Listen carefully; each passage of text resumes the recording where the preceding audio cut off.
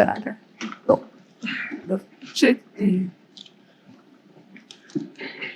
Okay, when do you want to call the roll? All right. Alderman Hamel, Here. Toby Whipple, Here. Matthew Bugman, Barbara Erdman, Bill Miller, Here. Barbara Schrader. And just for the record, Terry Boyer has resigned. And this meeting was noticed in accordance with Wisconsin Open Meeting Law on May 9th. Okay, thank you. All right, first item under new business is American Legion flagpole at Old Town Hall upgrades. Scott, you want to Yep. go over this? Sure. If I'll give you a little subject while you guys can look at the pictures. We were approached by the American Legion. The brick needs an uplifting and the bench is falling apart. The Legion wants to raise the brick walk to meet the surrounding grade and replace the bench with a raised seating wall. I attached a copy of the quote for you, and we gave you some really nice renderings to be done. The firm that they were decided to go with is Terra Firma. We at the city have used them to do one of our lake access points, so they're a good contractor to use. And if you can see the pictures, it'll be a nice kind of upgrade of what is out there. We're looking for an approval for it, and we will make them follow what the city needs. We're going to have them pull a permit as well for the work that needs to be done. Any questions?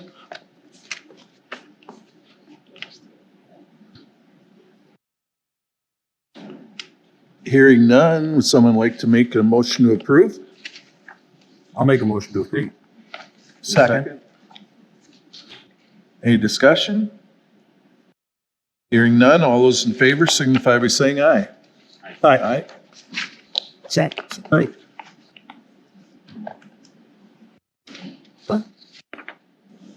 Veterans Memorial Park playground hours. Modifications. You turn it on. Look forward. So, as you may or may not have seen when you came in tonight, the playground has been completed at Veterans Park. It is very large and it has been very heavily used already. And as you know, we have a playground program that we run at that location between the Old Town Hall and the Veterans Park location. We have over 200 children already enrolled. So trying to take into consideration the amount of public impact and our group impact, I'm asking to maybe have some hours where we would deem the park as being closed. Even though it really wouldn't be closed, we would have preferential treatment for our playground kids.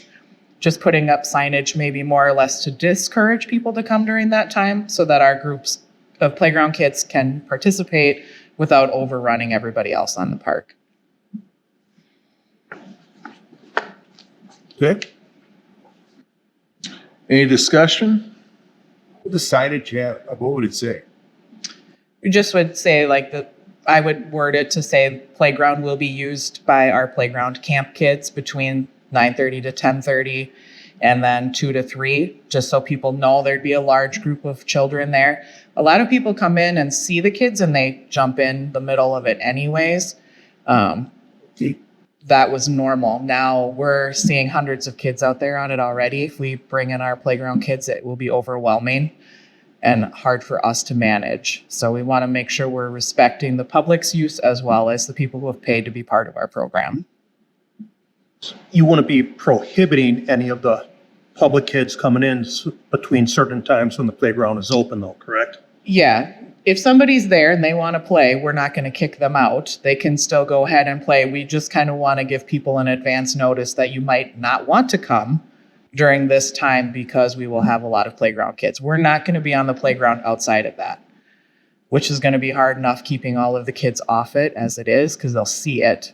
But we're going to try and limit them from going on all of the rest of the time. Those are the 2 hours that we're going to have our playground kids on the structures. So that would be, how many staff would you have out there at that time with? Normally we would have 12 to 14 staff plus our kids. On a good day of playgrounds, we would have a total of probably 150 kids between the two locations. So I guess my question is, can that be self-policed as well by the staff saying, I noticed that you just came on, we are having, Yeah, I think they can. We just don't want to exclude anybody. I more exactly. want to like let people know, like, hey, this is the time we're going to be here. Just a polite information Right. thing. But I need to put some signage up. It is a change in our normal park hours are 5 a.m. to 10 p.m. So it's not truly closed, but as a mom with 3 little kids, I would not want to roll in and take my 5, 6, and 7-year-old out when there's 40, 12-year-olds running around out there at Right. the same time.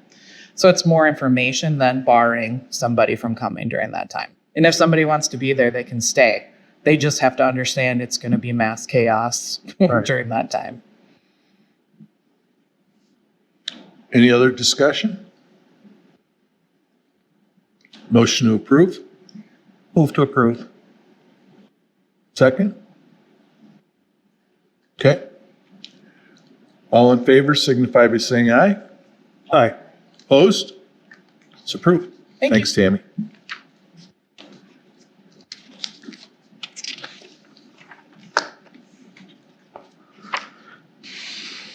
All right, last one, updates on Parks Capital Projects 2025 to 2029. And if you go, I will start with what's going on with for our capital items for 2024. So I want to kind of give you a list of the things that we got going on this year and where we all are. So let's start with Lions Park. Lions Park, the pickleball asphalt was replaced already. They didn't put down temporary lines right now that are painted, so the courts can be used, which is great. In the next couple of months, they'll be back out to finish the painting, but they need to let the asphalt sit for about 30 days before they do that work. So that one is moving forward quite well. Is that on the main court? Nope, that's on the temporary one. Yep, Secondary yep, court. yep. If you go take a look at it, it looks really good. Yep. Okay. All right. The second one, Lee Hupka basketball court fence. We're in the process of getting some quotes. Once we get some quotes and we feel which one is the best one, then we'll move forward with approving a contractor. Idle aisle boat ramps. So the work is scheduled for the fall of 2024. Why that time is when we plan to lower the lake every year. Once the lowering the lake, then we can do that work. It'll help us out a lot with the contractor. We have a DNR permit, Wisconsin DNR permit ready to do this work. And then we're working right now on trying to get some grants to help supplement costs that we have. So that is our game plan. So usually we take down the lake second week in October, second or third week in October that we lower the lake. So that's when that work is going to be planned for. All right. Next one, boxhorn dredging. So here's where we're at with boxhorn dredging. We have one permit, our general permit, which is any work that we have to do near the shoreline. So we have that one. But we had a pre-application meeting, and on that pre-application meeting for just the dredging, we need to get a sample material for dredging. We are working now with the contractor to get a sample of the material, and then that'll be tested and sent to the DNR. That will allow us to work with the DNR to see whether or not we can keep the material on site, or do we have to take the material off site and put it in a landfill? So what we're hoping for is we're able to put the material and lose it on site. So that would be a lot less on cost on, trucking the material. And if we'd have to probably pay for a landfill to take it, you're probably looking anywhere between another $35 to $40 a ton for them to take that material for cost. So we're hoping we get a sample back, the sample's good, and then we can lose this material on site. So that's our ultimate goal. And the sample's being scheduled right now by our contractor. The DNR said they have about 2 to 3 months that they take to review these full dredging permits, whether or not we're going to do it mechanical with a machine or if we're doing it hydraulically. The other thing that we are working on too is we'll have to also get a wastewater permit, because once you take the material and you put it on the side, you want all the water to go back to the lake so that we don't carry wet material anywhere. However, that's another permit that we have to get in order to do it. The other thing too is we can't do any work from May to end of August out there due to some fish spawning. And we found out with the DNR. But it is moving forward. It just takes a little while to get all these permits in place. So please bear with us. I'm glad you brought this up because It is moving forward. I get a call almost Yes. monthly. So refresh my memory and what is the dredging going to be on the ramp? How far? Because I think you told me once before the width and how far out. 100 by 100. 100 feet by 100 feet. Yeah, 30 feet away from the dock, 100 feet by 100 feet, and we're doing it from, think of the pier, and then go 50-50 each way. Yep. Okay. So that's what we're working with right now. At least I have something to tell them now. Yes.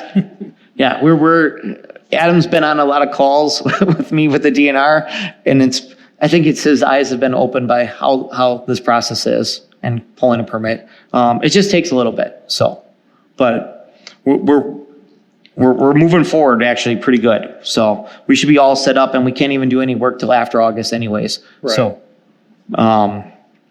we're hoping that with the high water levels too, that it should help, people still get their boats in and out, so. All right. And then the last one too, Veterans and Old Town Hall LED lights. We're working on getting quotes right now. We need to replace those lights out there for both of the Veterans and Old Town in the park. All right. So that's where we are for items in 2024. Now the next spreadsheet. So we met once on this. We meet multiple times. July 14th is when we turn this into finance, okay? So what we try to do when we do this is to make sure, Alderperson Kabaki always asks us to try to space this out so that we're not having too much money one way or another and kind of space everything out. All right, so in 2025, one of the big things that we're doing, which has always been there, is Park Arthur Field 4. We have to spend about $500,000 to regrade that field and just turf the infield.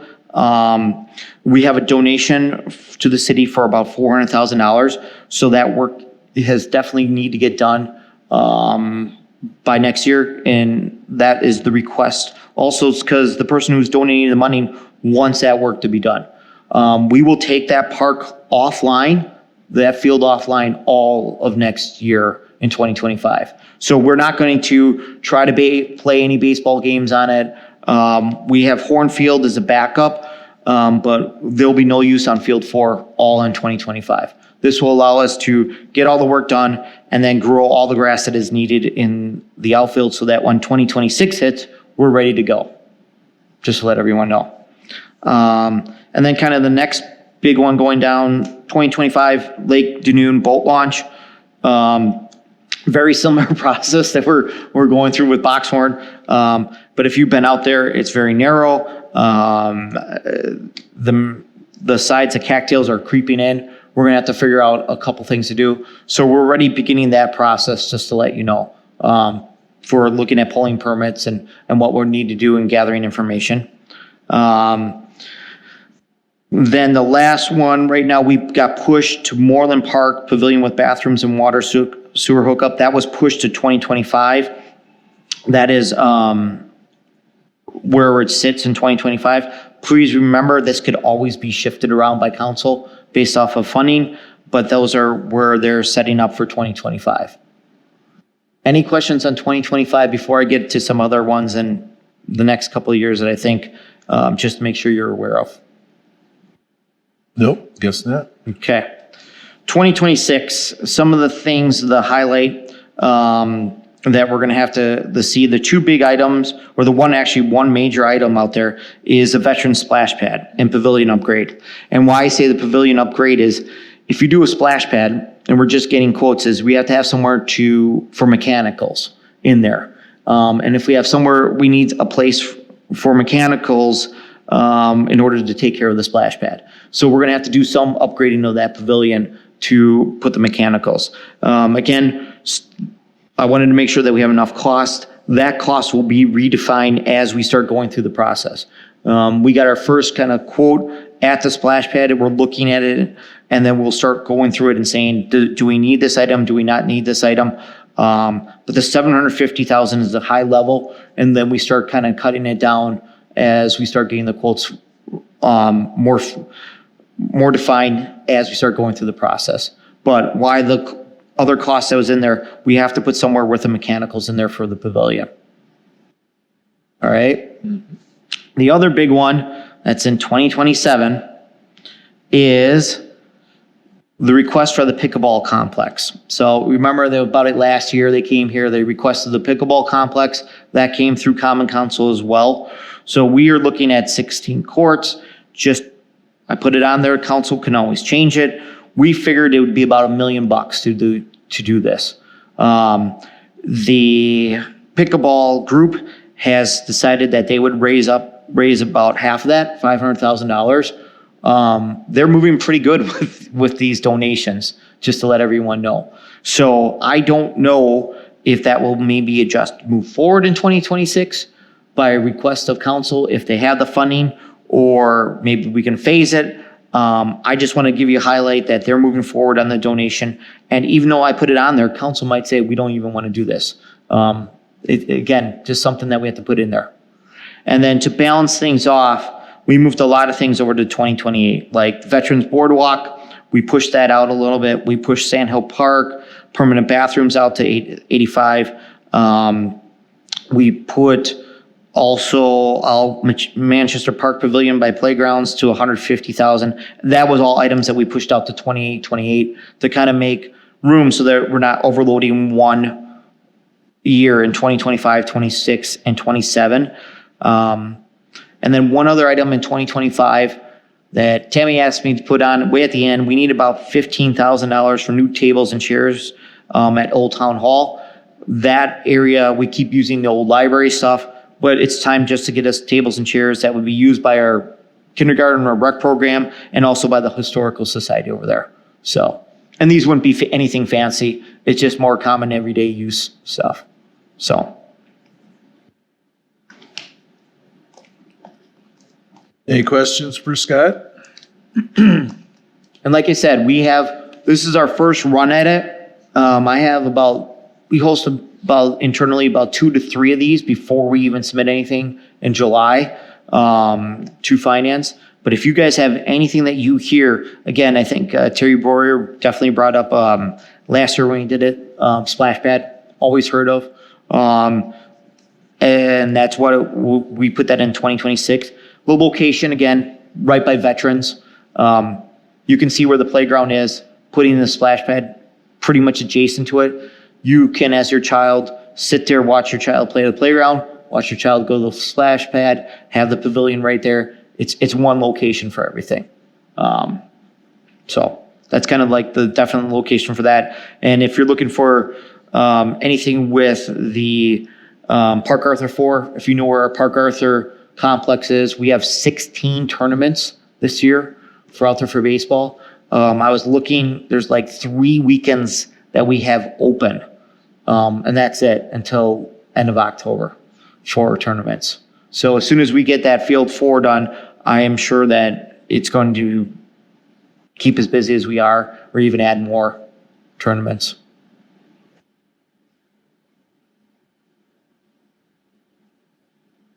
Any questions? Looks good at this point. Thanks, Scott.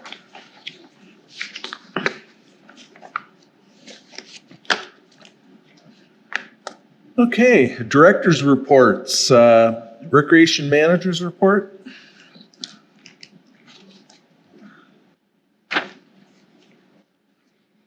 We are busy as always in the rec department right now. We last year made a commitment to try and save some money in our office and go away from mailing program guides to every house. They were about $4,500 per mailing. We do 3 of them a year. And so we've gone to a digital format. We did our first one this time. We've not had as high of enrollment as we normally do. So we're looking at maybe with the fall book also sending out a postcard to try and let people know to come and pick up copies or go to the digital route. The upside has been, though, that people that never could get into programs are getting the opportunities to get in programs, because the people who were ready to go when they got the book the first day of registration took all the spots, and the other families are kind of filling it in. So we're seeing a lot of new families. We've been adding a lot of accounts into our software, which has been really good. So doing the mailing that we did was $516, or the printing was $516 for us to print the guides to have. So quite a substantial cost savings in our office. We hired a new person. She started today. She is our fancy title is Community Engagement Coordinator.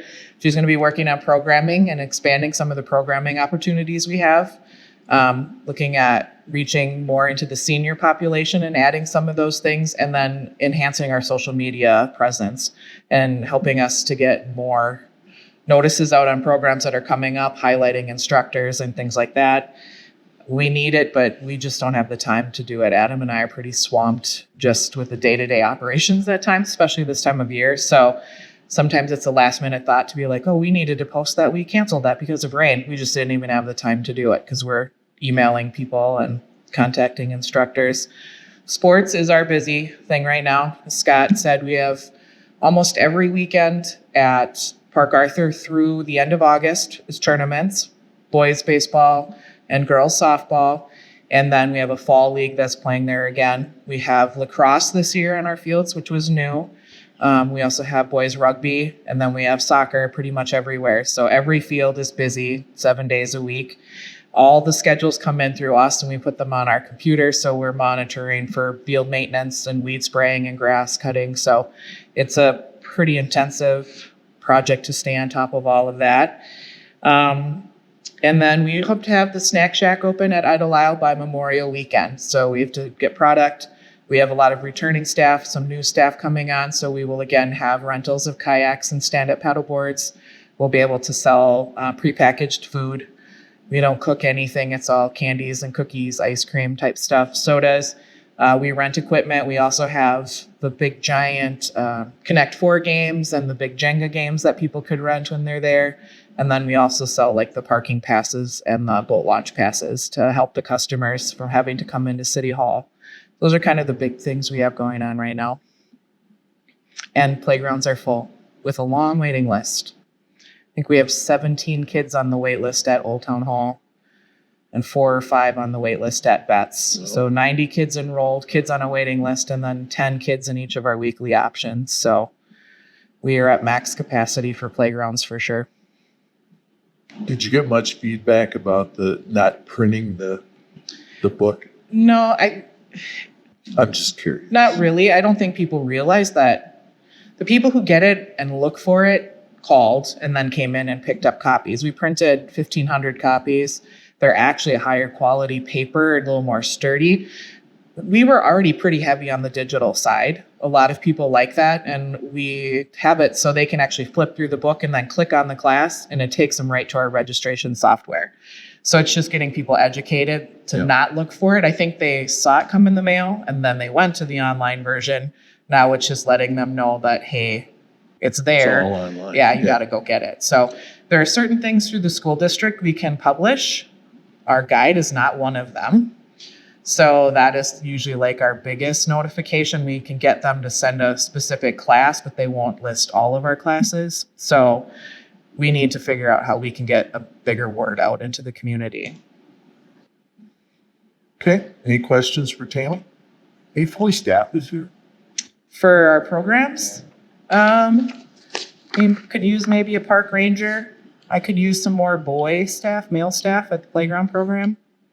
We have 16 returning staff, but we have a lot of guys in the playground, and our female staff we have are amazing, and they're very athletic, but they run the boys ragged, and so it'd be nice to have a couple of male staff there to deal with the behavior things like climbing up trees and things that are like, what in the world are you doing?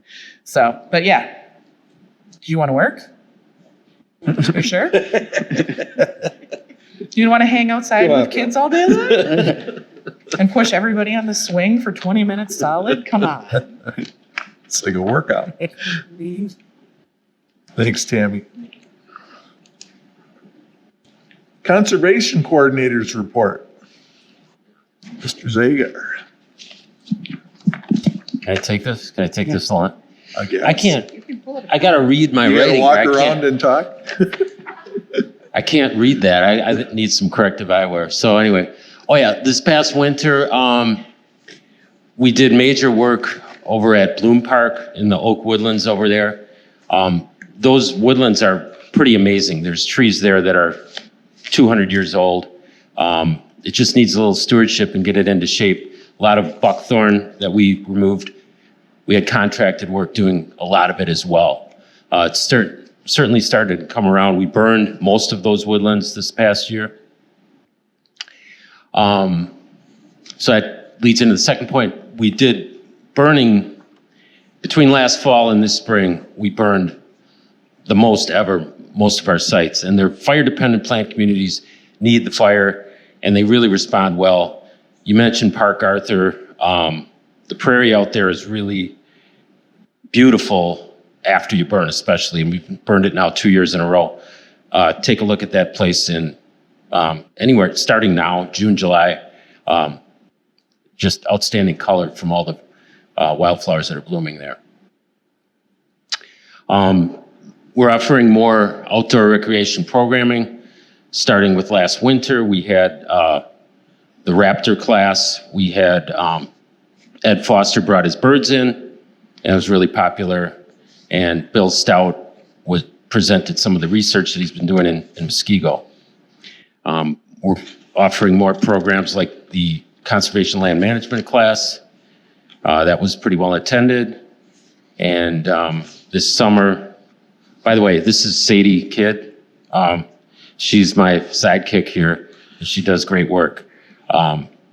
So she's going to be offering some programs this coming summer. Bumblebee class, wildflower identification class, and nature journaling. This is three new classes that we're going to offer. But the Raptor class leads into another thing we're doing this year. Bill Stout is putting telemetry on 3 different ospreys. We spent some conservation money that I expect to get that money back through programming fees for people to attend the banding and the fixing the telemetry on the ospreys. And it's a little GPS device that's on the bird. It'll track its local movements. It'll track its movements when it migrates down to Central America. This was really pretty cool when we did this 20 years ago, and the equipment is even better now. And we're going to get some really detailed data on, like you could see almost which tree the bird is in at a certain time. And Nick took this data and he put it over some Google Maps on the aerial imaging, and that was pretty impressive. And that we're going to put that information out on the web. Let's see. Oh yeah, we had some students do a volunteer day, their day of service. That was fun. Got some things done anyway. And let's see, I think that next page, can you scroll down? Yeah, video. I don't know. See. Oh yeah, today we just planted this replacement tree. This was the oak tree on Woods Road. It was well over 200 years old. Unfortunately, it went into decline and had to be removed. But we just replaced it with a young oak tree, and hopefully someday, not in our lifetimes, but it'll be that large. So there's Sadie next to the tree. He's on every. We counted the rings. And yeah, and here's the program for the telemetry, the osprey telemetry program. And some of the other offerings that we have. And the new, the bees and the journaling class and wildflower class. I think that's, any questions about conservation sites? Really been working hard on each of the sites, but it's always battling invasive species. And I'd like to say that we are in really good shape. We're out at Battisher today, and there's just amazing wildflowers blooming at this time of the year already. So, Okay. thanks. Any questions for Tom? See, any of it? Thank you. Any other communications or miscellaneous announcements? Hearing none, I'll entertain a motion to adjourn. Like most. Second. All in favor, signify by saying aye. Aye. Opposed? We are adjourned.